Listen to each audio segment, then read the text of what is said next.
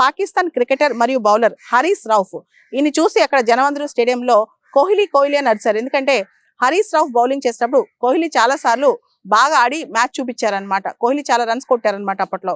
దానికి బదులుగా హరీష్ రౌఫ్ నిన్న కొన్ని సంఘటనలో కొన్ని సైన్స్ చేశారంట. 0606 అని చెప్పి.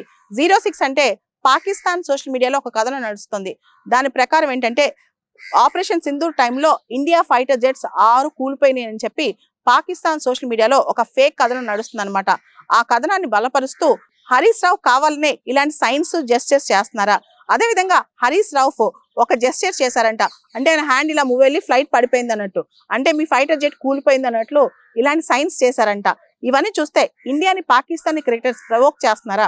అయితే కొంతమంది ప్రేక్షకులు అసలు మనం పాకిస్తాన్తో క్రికెట్ మ్యాచ్ ఎందుకు ఆడాలి, వాళ్ళకి అంత అర్హత లేదు, వాళ్ళు కావాలని మనం ప్రవోక్ చేస్తున్నారు. మనం చూస్తే క్రికెట్ మ్యాచ్ అనేది ఒక టీమ్ స్పిరిట్ తో, ఒక మంచి అట్మాస్ఫియర్ లో, ఒక ఫ్రెటర్నిటీతో జరగాలి. అంతేగాని దీనిలో కూడా ఆ యుద్ధ మేఘాలు, ఆ పెహల్గామ్ అటాక్, తర్వాత ఆపరేషన్ సింధూర్, ఆ తర్వాత జరిగిన పరిణామాలు ఇవన్నీ కూడా పాకిస్తానీ క్రికెటర్స్ మనసులో పెట్టుకుని ఇండియా మీద ప్రభావం చూపిస్తున్నారా?